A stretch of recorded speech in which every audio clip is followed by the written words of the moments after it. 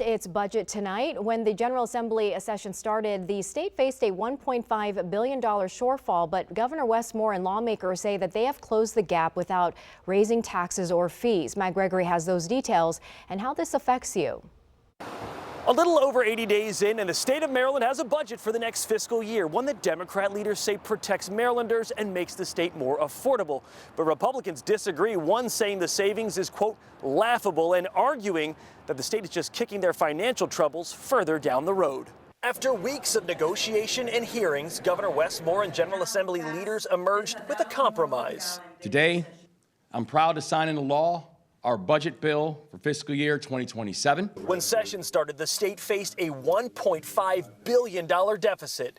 With the signing, the gap ceremonially closed. So we know that this budget is a core part of a larger affordability balance that we've just been laser focused on this year. Governor Moore says the budget creates avenues for affordable housing. It offers an energy rebate on average of about $150 a home for this year. And Speaker Jocelyn Pena-Melnick says it creates pathways to growing the Maryland economy, and the budget includes no new taxes or fees on Marylanders. So then how did they cover the budget deficit? Well, this budget found nearly $900 million in targeted cuts to government agencies and projects.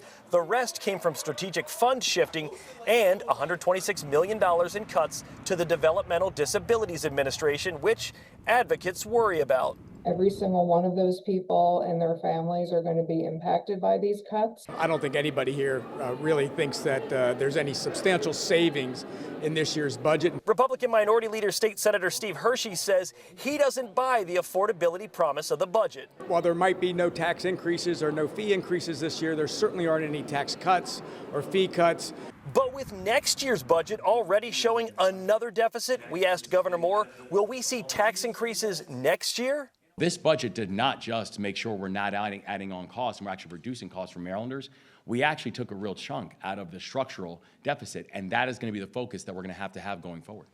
So here's the interesting part. In order to realize that $150 in savings for energy bills, lawmakers have to pass the Utility Relief Act, which right now is held up between differences in the House and the Senate as they're at odds over how that entire bill should play out.